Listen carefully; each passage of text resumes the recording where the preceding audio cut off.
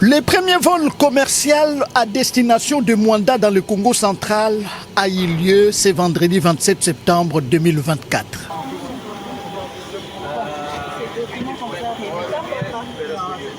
L'embrayeur 120 de Dakota Aviation a quitté l'aérodrome de Ndolo à 10h34 pour atterrir 45 minutes plus tard à l'aéroport de Mwanda. Au total, 23 passagers ont pris part à ce premier vol commercial, ce qui prouve à suffisance que l'avion est accepté du grand public. Un grand nombre de passagers sont des touristes, des chefs d'entreprise, agents de bord et des passionnés de l'aviation qui ont horreur de passer des journées entières sur la route nationale numéro 1 pour relier Mwanda, la ville côtière. Au cours de ces premiers vols, plusieurs proches de l'équipage de l'avion étaient également à bord pour renforcer la confiance du public. Votre ceinture de sécurité s'utilise de la manière suivante. Pour l'insérer, pour l'attacher, insérez la partie plate dans la boucle métallique. Pour la détacher, soulevez la boucle et tirez. Le compartiment situé au-dessus du plafond s'ouvrira automatiquement pour donner l'accès au masque d'oxygène.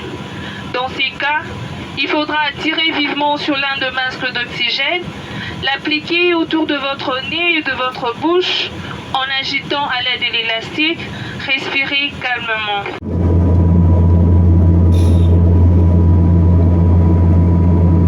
À leur arrivée, les passagers sont satisfaits du voyage.